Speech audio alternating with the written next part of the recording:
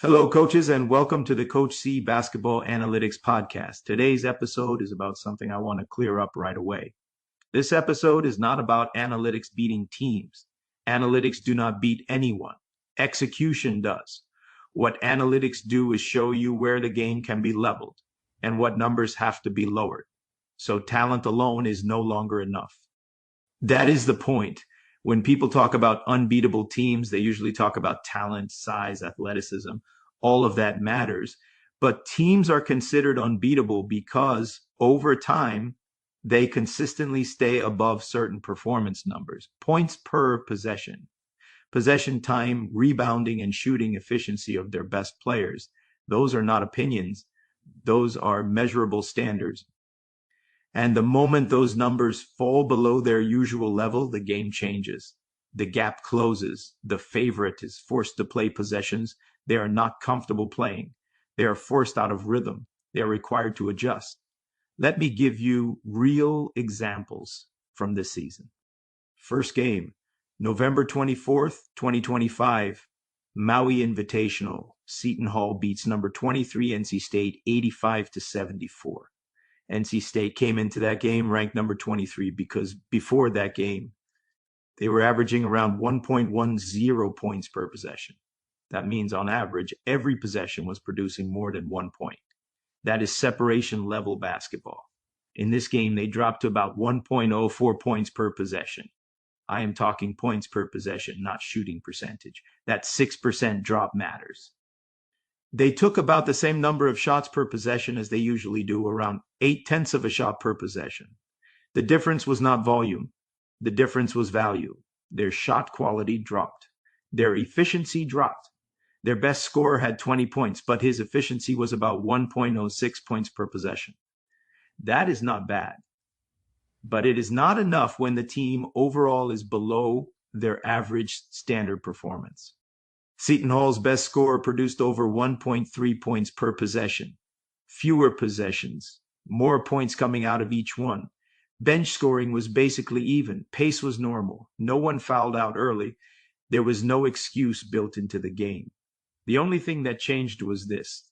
The numbers NC State usually plays above dropped below their normal level. Final score, Seton Hall 85, NC State 74. VCU shot under 40% from the field and under 27% from three. Those are percentages. That is not style. That is execution dropping. Their top scorer finished with 19 points, but his efficiency was about 0.91 points per possession. That means he used a lot of possessions and did not get enough points out of them. New Mexico's top scorer was over 1.30 points per possession. Fewer possessions, more points. Depth mattered too. New Mexico got about 36% of their points from the bench. VCU was closer to 23%. No major player fouled out. No unusual pace. Nothing chaotic happened in the game. The only thing that changed was the numbers VCU normally stays above dropped below their usual level. Final score, New Mexico 81, VCU 78. Here is the point I want coaches to understand, especially those who are trying to bring basketball analytics to their team's play style. Analytics do not beat teams. The execution of a data-driven game plan does. Analytics help you identify what actually decides games. Points per possession, possession time, how efficient the best players are, what the bench gives you, who controls the rhythm of the game. As a coach, your job is not to try to match talent with a superior team. Your job is to lower the numbers that team normally depends on. If you can pull those numbers down to a level your team can reach and then maintain your own targets, the gap closes.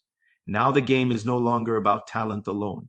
It becomes about execution, discipline, and decision-making possession by possession.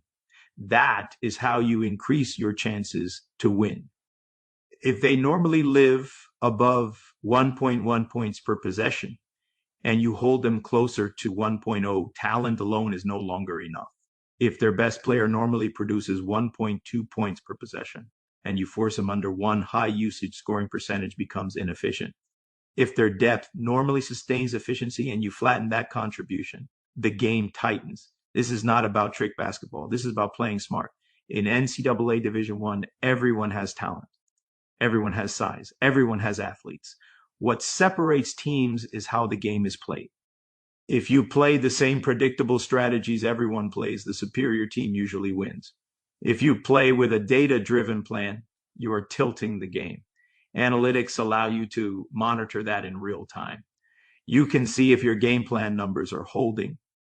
You can see if adjustments are needed. You can correct during the game, not after the loss. That is why this matters. Not because analytics are trendy, but because execution based on numbers levels the floor. Thank you for being here and for taking the time to listen. If this episode helped you think differently about how to approach games, I ask you to like, share, and comment. And if you want to talk through how to apply this to your own program, feel free to reach out to me directly. I wish you success this season, and I will see you in the next episode.